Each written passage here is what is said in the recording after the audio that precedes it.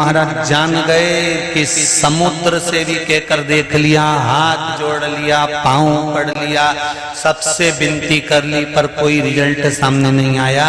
तब राम जी ने पार्थिव शिवलिंग का निर्माण करा, बालू रेत का शिवलिंग बनाया, पूजन करी। शंकर भगवान ने बुद्धि दी, और बुद्धि किसको मिली? नल और नील को प्राप्त हुई थी। वो बुद्धि का एक स्मरण सामने प्रकट कर दिया। समुद्र देव ने आकर कह दिया, आपके साथ में ये जो नल नील रह रहे हैं, इनको श्राप लगा है कि ये कोई भी वस्तु पानी में फेंकेंगे वो तैर जाएगी। कभी कभी श्राप भी उत्तम फल दे जाता है। ये नल नील इतने उपद्रवी थे, छोटे छोटे दोनों।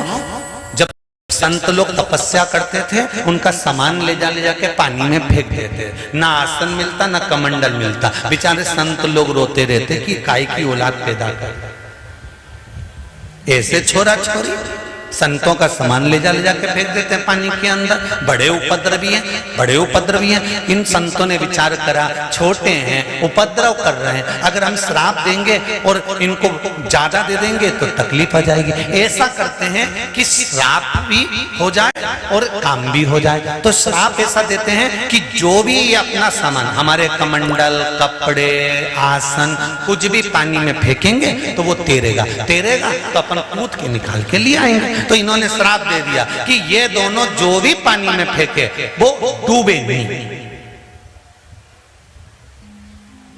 अब उनके उपद्रव करे हुए बचपन के श्राप को समुद्र देव ने याद दिला दिया कि नल नील कोई पत्थर को फेंकेंगे तो वो तैरेगा। तो इन्होंने पत्थर फेंकवाए, वो पानी में तैरेगा। तो जरा विचार करो, इतनी देर तक वो कोई बताने वाला नहीं था कि पत्थर तैराने वाले भी तुम्हारे साथ में है। तुम सारे हाथ पैर जोड़ लिए, तब तक तुम्हारा काम आगे नहीं बढ़ा। पर शंकर भगवान की उपासना करना चालू करी और तुम्हारा काम धीरे धीरे आगे बढ़ने लगा। समझ लो कहीं ना कहीं अटका हुआ था, तो शिव ने मार्ग दिखा दिया। और मार्ग दिखाया राम जी को भी कि अब पत्थर तैराए पार हो गए। और पार होने के बाद भी आखिरी में भी अंतिम समय तक भी रावण नहीं मरता।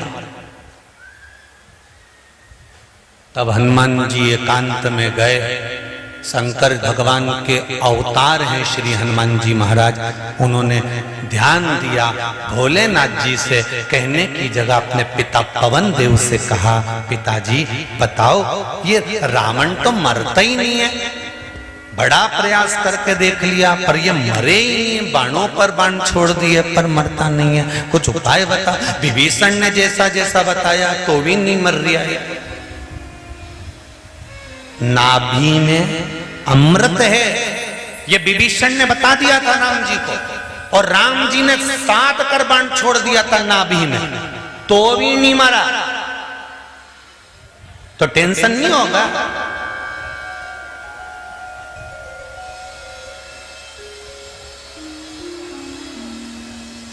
अब क्या करा जाए?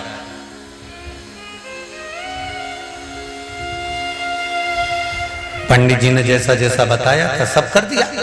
राम जी ने भी विभीषण के कहने पे करा कि बाण छोड़ा, नाभि में गया अमर सुखने के लिए, पर नहीं मारा। तो लक्ष्मण जी ने तो विभीषण से कह भी दिया, तू ही तो बोला कि नाभि में अमृत है और बाण छोड़ो और मर जाएगा। ले 14 बार छोड़ दिया, मरा ही नहीं। झूठेला, कम से कम यहां तो सत्य बोल। अपने भाई का साथ दे रहा है। विभीषण ने कहा भाई का साथ नहीं दे रहा, मुझे जितना मालूम था मैंने बता दिया कि नाभि में बाण छोड़ोगे अमृत सूखेगा और मर जाएगा। तो फिर मरे क्यों नहीं? ये क्यों नहीं मर रहा? तो विभीषण क्या, मुझे ही नहीं मालूम, मेरे को तो इतना मालूम था, इसने ब्रह्मा जी से वर मांगा था कि मेरी नाभि में अमृत रख दो और अमृत सूखेने में मारूंगा, और इसको वर मिला और मैं वहां से चला गया। इसके बाद क्या हुआ ये नहीं मालूम। तो हनुमान जी ने पवन देव से पूछा ये मरेगा कैसे? पवन देव ने कहा मैं शंकर जी से पूछ के आता हूँ। शंकर जी के पास पवन देव पहुंच गए। शंकर जी से पूछा हर हर महादेव। शिव जी ने पूछा कैसे आयो पवन देव? पवन देव कह रहे मेरा पुत्र हनुमान बड़ा तकलीफ में, टेंशन बहुत ज्यादा, बहुत चिंता। क्या चिंता आ गई? वो रावण मर नहीं रहा।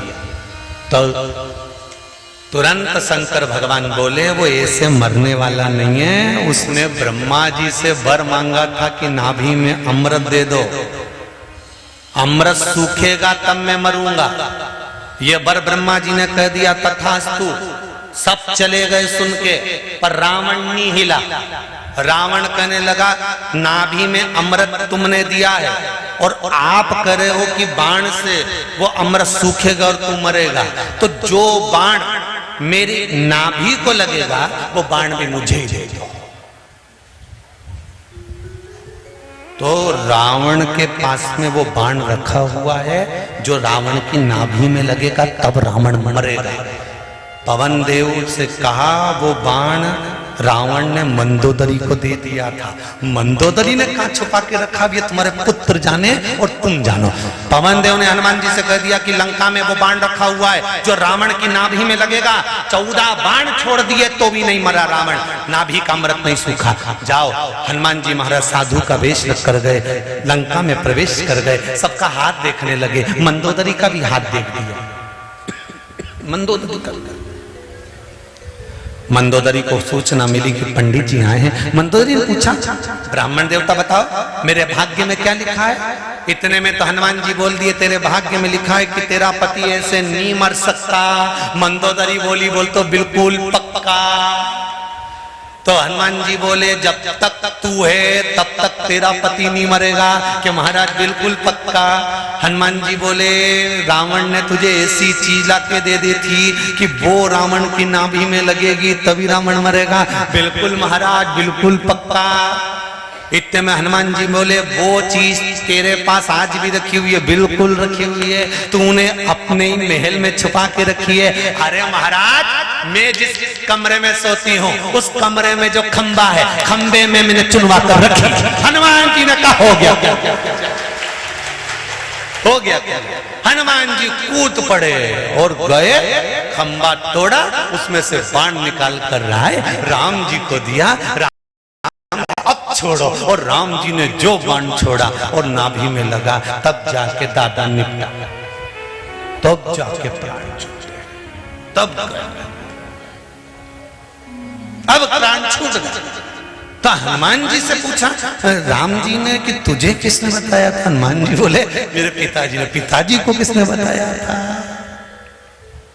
देव अधिदेव महादेव ने। अब जरा विचार करिए कि रावण भी मरा तो मेरे शंकर सामने थे। ये निश्चित है कि शिव बिना पत्ता नहीं हिल सकता, ये बिल्कुल निश्चितता है। 33